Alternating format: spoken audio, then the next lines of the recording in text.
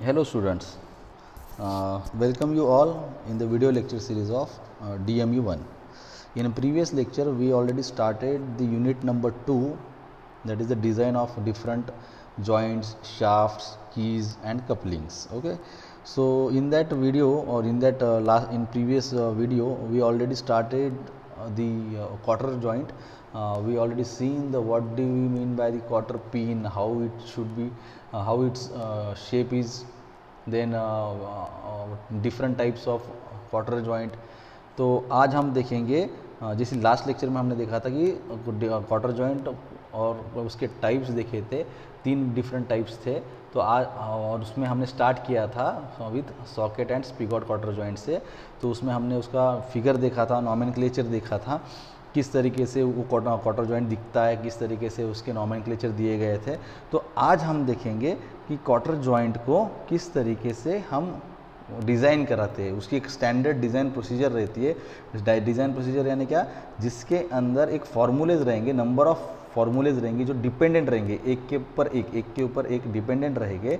उसकी एक सीक्वेंस रहेगी, वो सीक्वेंस के ही थ्रू आपको स्टैंडर्ड फार्मूलेज के सीक्वेंस के ही थ्रू आपको न्यूमेरिकल सॉल्व करते जाने हैं. और न्यूमेरिकल सॉल्व करना यानी क्या, आंसर जो मिल रहा है वो एक डायमेंशंस का रूप रहता है. यानी जो आपको आंसर मिलेगा तो वो डिफाइन करता है कि वो उस कंपोनेंट का डायमेंशन है. फॉर एग्जांपल हमने डी अगर फाइंड आउट किया तो डी का जो आंसर आएगा तो वो क्या रहेगा, डायमीटर का रेडियस, डायमीटर रहेगा उस रॉड का, जो रॉड हमें यूज़ करना है. तो वो यूज़ करने के लिए हमको पहले एज यूजुअल परमिसिबल कुछ चीज़ें रहती हैं जिसके अंदर हमें एजम्पशन करने पड़ते हैं कि कुछ फोर्स उसके ऊपर अप्लाई किया गया रहेगा, वो फैक्टर ऑफ सेफ्टी जैसे अप्लाई किया गया रहेगा. तो वो कंज्यूमिंग हमें कंसीडर करके हमें फिर उसको डिज़ाइन प्रोसीजर के अंदर देखते देखते हमें वो प्रोसेस फॉलो करनी पड़ती है, वो प्रोसीजर फॉलो करनी पड़ती है. और वो प्रोसीजर फॉलो करने के बाद आपको जो एक एक दो दो तीन तीन स्टेप्स पे जो आंसर्स मिलेंगे, it's nothing but the dimensions of that joints. अब आज हम क्वार्टर जॉइंट अगर डिज़ाइन करने जाएंगे तो उसमें हमें प्रॉपर तरीके से, अगर नॉमेनक्लेचर आप देखोगे पहले के इसमें कि हमें क्या फाइंड आउट करना था नॉमेनक्लेचर के अंदर, तो वो हमें समझ में आएगा. कि फॉर एग्जांपल अगर मैं देखूंगा तो आपको क्वार्टर जॉइंट दिखाता हूँ मैं आपको. तो यहाँ पे क्वार्टर जॉइंट में हमें क्या करना है, कोई भी डिज़ाइन प्रोसीजर अगर जब फॉलो करोगे आप, तो फॉर एग्जांपल डी हमें फाइंड आउट करना है तो उसका एक स्टैंडर्ड फार्मूला रहेगा. उस स्टैंडर्ड फार्मूले के अंदर हमको वैल्यूज़ पुट करनी पड़ेगी. वो वैल्यूज़ पुट करने के बाद जो आंसर आपका आएगा डी का, तो वो रहेगा डायमीटर. फिर आपका ये डायमीटर यहाँ पे डिफाइन हो जाता है कि यहाँ पे कितना डायमीटर रहेगा. फॉर एग्जांपल यहाँ पे जो लोड एक्ट हो रहा है, वो लोड आपका मान लो 500 न्यूटन यूज़ किया आपने या 5 न्यूटन यूज़ किया, जो भी रहेगा, जो लोड इसके ऊपर आप अप्लाई कर रहे हो वो आपको मालूम रहना चाहिए कि कितना लोड मुझे अप्लाई करना है. वो लोड अप्लाई करोगे और फैक्टर ऑफ सेफ्टी अगर आपको पता है तो पता ही रहती है. तो वो दो चीज़ें जब पता रहती है तो आपको ये सारी फाइंड आउट करने को हेल्प होती है कि ये डायमीटर, जब इसके ऊपर 50 का लोड गिरेगा तो ये डायमीटर कितना होना चाहिए, जब इसके ऊपर 25 का लोड गिरेगा तो ये डायमीटर कितना रहेगा. तो वो हम कैलकुलेट करते रहते हैं और उसमें आपको आंसर्स प्रॉपर मिलते हैं कि ये डी का कितना डायमेंशन रहेगा, फिर ये D1 का कितना रहना चाहिए फिर D2 का डायमीटर कितना रहना चाहिए, ये विड्थ कितनी रहेंगी, ये विड्थ कितनी, डिस्टेंस कितना रहेगा, ये C कितना रहेगा. तो ये सारी चीज़ें हमें फाइंड आउट करने के लिए क्या करनी पड़ती है, डिज़ाइन प्रोसीजर फॉलो करनी पड़ती है. ठीक है, तो हम देखेंगे अभी डिज़ाइन प्रोसीजर किस तरीके से आपकी है और उसको किस तरीके से फॉलो करना है. ठीक है, तो यहाँ पे मैं टाइटल ले देता हूँ, design procedure for quarter joint. Design procedure for socket and spigot quarter joint, ऐसा लिखते हैं, socket and spigot quarter joint. ठीक है, तो फर्स्ट स्टेप क्या है, मैं यहाँ पे लिखता हूँ ऐसी. फर्स्ट स्टेप क्या है आपकी, फर्स्ट आपको कैलकुलेट करना पड़ता है, लिखेंगे हम find out the permissible stress,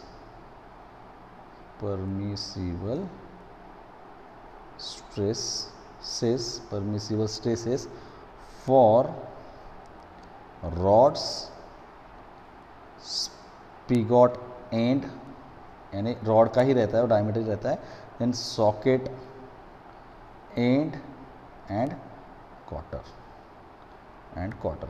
पहले ये चीज़ समझ ली कि हमें कैलकुलेट क्या करना है या फाइंड आउट क्या करना है. यहाँ पे उन्होंने कहा है कि find out the permissible stresses for rods, spigot end socket end quarter. यानी क्या, 3 या 4 इसके अंदर हमने क्या किया है, हमें जो चीज़ें वो इंपॉर्टेंट है, जैसे कि रॉड्स रहते हैं, जब रॉड है ना रॉ मटेरियल का हमें परमिसिबल स्ट्रेस फाइंड आउट करना है। फिर स्पिगॉट एंड यानी उसका डायमीटर, स्पिगॉट का डायमीटर जो रहेगा वो फाइंड आउट करना है, सॉकेट का फाइंड आउट करना है, कॉटर का करना है। लेकिन हमें यहाँ पे क्या बोला उन्होंने कि उसकी ये चारों चीज़ों की, ये चारों जो ऑब्जेक्ट है आपके, ये चारों ऑब्जेक्ट के आपको परमिसिबल स्ट्रेसेस फाइंड आउट करना है। तो परमिसिबल स्ट्रेसेस होते क्या है आपको समझना है पहले। परमिसिबल स्ट्रेसेस वो होते हैं कि जिसके अंदर आपको फैक्टर ऑफ सेफ्टी दिया हुआ रहता है और उस मटेरियल की स्ट्रेंथ दी गई रहती है। यानी फॉर एग्जांपल आपने कोई तो एक मटेरियल यूज़ किया है, जैसे ये रॉड है।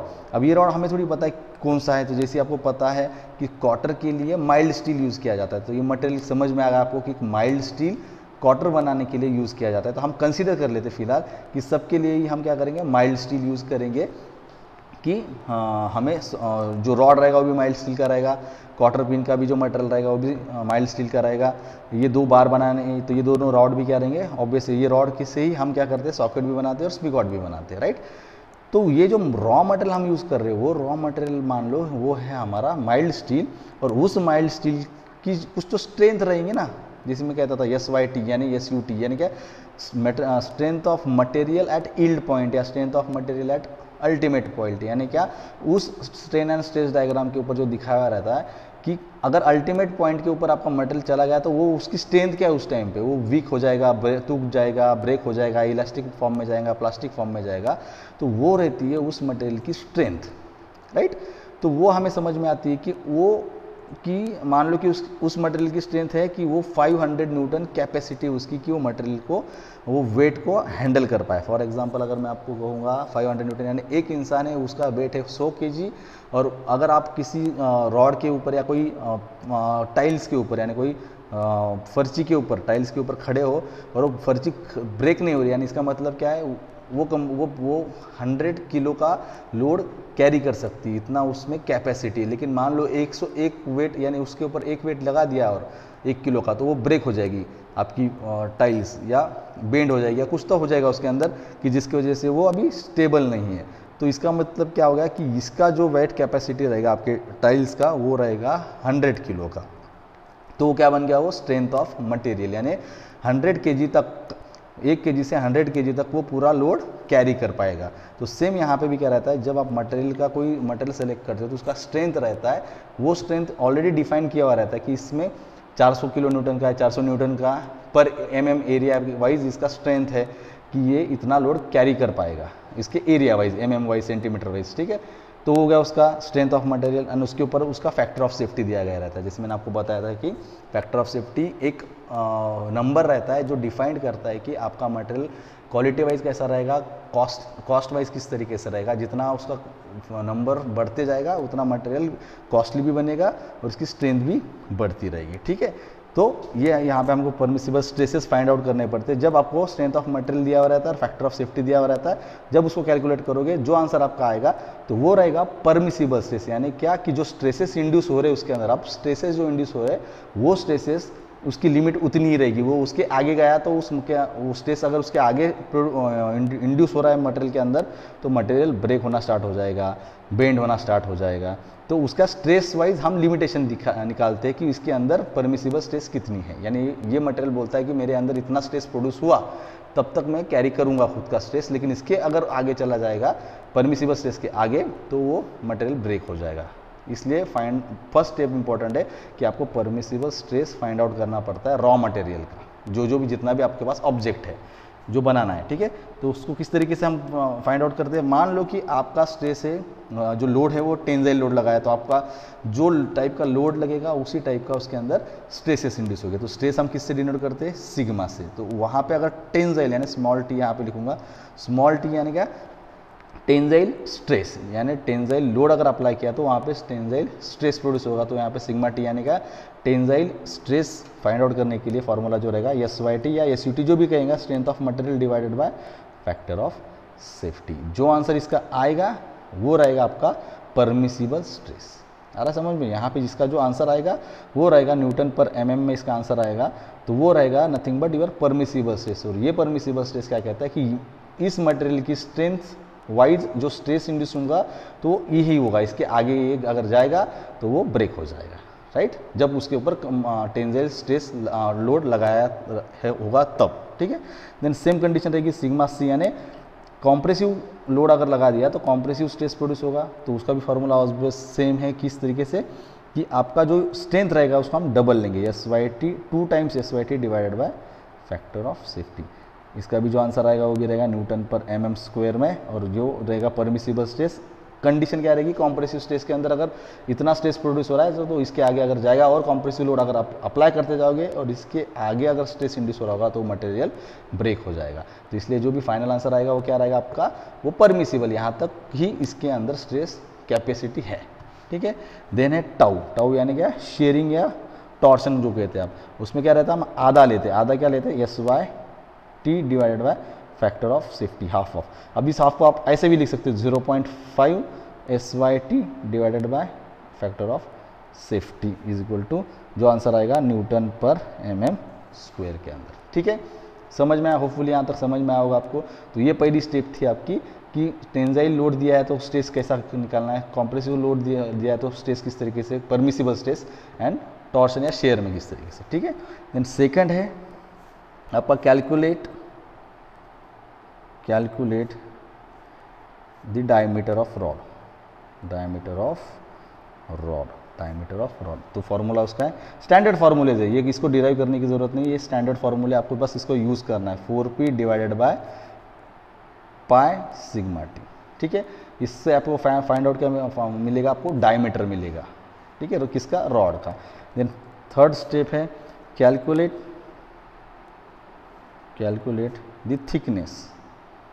द थिकनेस ऑफ क्वार्टर, यानी वो क्वार्टर पिन की थिकनेस निकालनी है। बाय इंपेरिकल रिलेशनशिप रहता है, यानी एक स्टैंडर्ड फार्मूला रहेगा जो है small T is equal to 0.31 D, standard formula है, इंपेरिकल रिलेशनशिप से निकाला हुआ।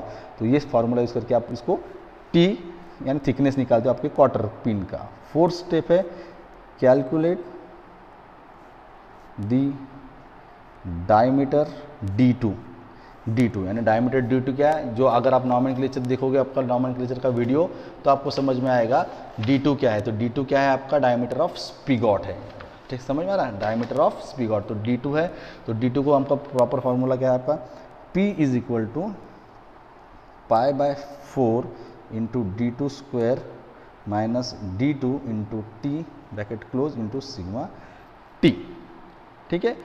तो ये जब आप यूज़ करोगे तो इसको आपको किससे करना है, क्वाड्रेटिक इक्वेशन से आपको इसको सॉल्व करना है। यहाँ पे क्या करना है आपको, क्वाड्रेटिक, क्या क्वाड्रेटिक इक्वेशन रहेगा थोड़ा सा आपको ऑलरेडी हो चुका है, जब भी न्यूमेरिकल स्टार्ट होगा फिर से मैं बताऊंगा, फिर भी आप एक बार उसको रिवाइंड कीजिए, रिवीजन कीजिए कि किस तरीके से आपको क्वाड्रेटिक इक्वेशन का यूज़ करना है, राइट। तो ये जब आपको इस तरीके से आपके फॉर्म जब आप वैल्यू पुट करोगे तो जो आंसर्स आपको निकालने, तो किससे निकालेंगे, इसके बाद हम निकालेंगे इसको, यहाँ पे आपको लिख के देता हूँ कि solve it by quadratic equation. अभी क्वाड्रेटिक इक्वेशन क्या होता है आपको किसी को पता नहीं होगा, तो क्वाड्रेटिक इक्वेशन क्या होता है यहाँ पे लिख के दिखा होगा मैं आपको, एक बेसिक फॉर्मूला होता है क्वाड्रेटिक इक्वेशन का, ठीक है। तो क्वाड्रेटिक इक्वेशन का फॉर्मूला इस तरीके से, मान लो जो D2 निकालना है इसलिए हम यहाँ पे डायमीटर भी क्या ले लेंगे, D2, जो स्टैंडर्ड D रहता था हम यहाँ पे D2 ले लेंगे। उसके अंदर फिर जो रहता है माइनस बी प्लस और minus in bracket minus B square, sorry यहाँ पे माइनस नहीं शायद बी है, तो minus B square minus 4AC divided by 2A, ठीक है। इस तरीके से आप इसको डिराइव करते जाओगे तो आपको जो आंसर मिलेगा वो मिलेगा आपका D2 मिलेगा, ठीक है। देन नेक्स्ट स्टेप है आपकी, नेक्स्ट है आपको फाइंड आउट करना है, फिफ्थ प्रोसेस जो है कैलकुलेट दी D1,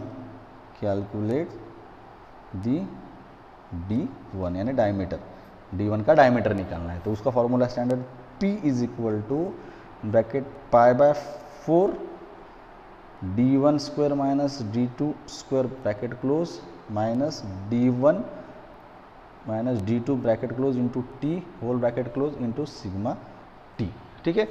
सेम हमें किससे निकालना है, क्वाड्रेटिक इक्वेशन से। यहाँ पे भी क्या निकालेगा, सॉल्व बाय क्वाड्रेटिक इक्वेशन जो ये है ये, ठीक है। सेम आपको निकालना है तो आपको यहाँ पे क्या मिल जाएगा, D1 फाइंड आउट करोगे आप, इसमें मिल जाएगा, ठीक है। देन सिक्स्थ प्रोसीजर जो है आपकी, सिक्स्थ प्रोसीजर है calculate the diameter D3 and D4, ठीक है। अभी D3 क्या है, D4 क्या है, ये ऑलरेडी नॉमेनक्लेचर वीडियो में ऑलरेडी हो चुका है, तो वहाँ पे जाके आप एक बार फिर से रिवाइंड कर सकते हो। तो उसका भी एक एम्पेरिकल रिलेशनशिप से एक स्टैंडर्ड फार्मूला आ जाता है। D3 का फार्मूला जो है आपका वो 0.75 into small d and D4 is also 0. Sorry D3 का आपका फार्मूला अलग है, D3 का है 1.5 इंटू डी एंड D4 है 2.54 इंटू डी। ये एक एम्पेरिकल रिलेशनशिप से निकाला हुआ फार्मूला है, राइट। देन है सेवंथ जो है कैलकुलेट दी ए एंड सी। ये भी एम्पेरिकल रिलेशनशिप से निकालना है आपको, डिस्टेंस निकालना है ए का, तो ए का जो फार्मूला है वो है 0.75 डी एंड सेम रहेगा आपका सी का भी 0.75 इंटू डी, राइट। तो ये दोनों आपके क्या रहेंगे, ए और सी, इससे हम कैलकुलेट करेंगे। देन नेक्स्ट है आपका एट्थ जो है कैलकुलेट दी बी, यानी विड्थ ऑफ क्वार्टर जो कैलकुलेट करना है। तो उसका बेसिक फार्मूला, अगर उसके ऊपर अब डिपेंड करता है कि उसके ऊपर हम फार्मूला कौन सा यूज़ करते, तो formula basic formula B is equal to P by 2 times tau into T, यानी ये टी कौन सा है, थिकनेस का टी रहे, ठीक है। तो ये शेयरिंग में रहता है, तो हम शेयरिंग से ही कंसिडर करेंगे उसका। तो इस तरीके से हम उसको कैलकुलेट करेंगे। देन नेक्स्ट स्टेप जो है आपकी 9th वन,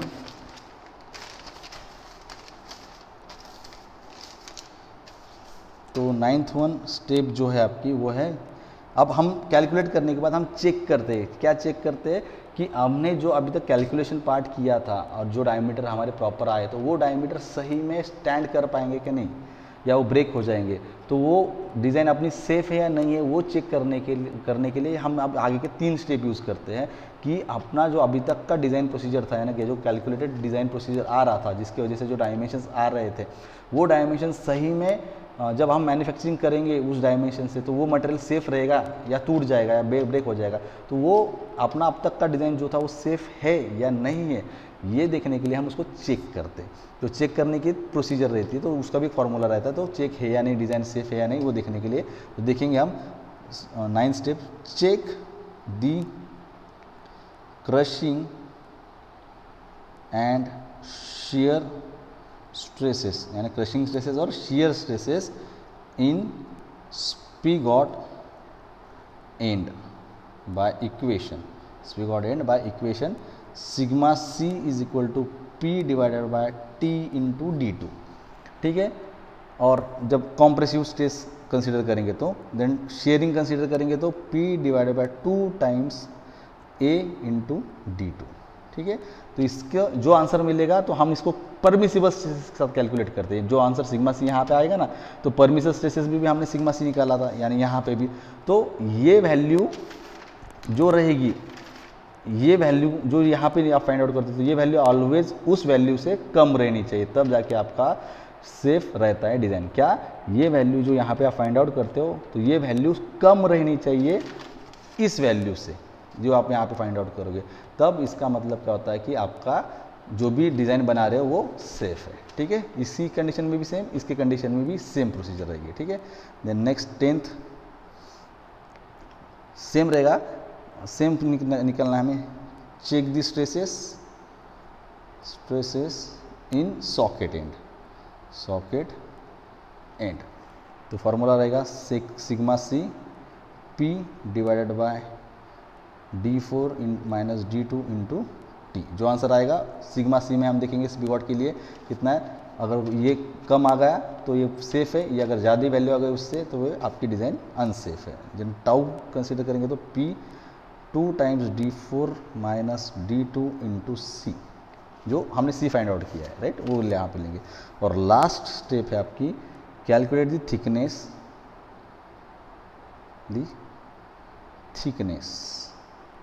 यानी कॉलर T1 यानी that is the T1 collar का, तो उसका बेसिक फार्मूला है T1 is equal to 0.45 into D. हाँ, और जो टेपर रहता है आपका तो वो कंपलसरी क्या रहता है आपका कि वो 1:3 में रहना चाहिए, इज 1:3 यानी 32 की इसमें रहना चाहिए। ठीक है, तो फिलहाल यहाँ तक ही आपका डिज़ाइन प्रोसीजर है। इस तरीके से आपका डिज़ाइन प्रोसीजर है स्पीगॉट एंड सॉकेट क्वार्टर जॉइंट को फाइंड आउट करने के लिए। तो हम क्या करेंगे, इसके बाद एक न्यूमेरिकल लेंगे नेक्स्ट लेक्चर में और हम देखेंगे किस तरीके से ये डिज़ाइन प्रोसीजर फॉलो करनी है। ठीक है, टिल देन थैंक यू।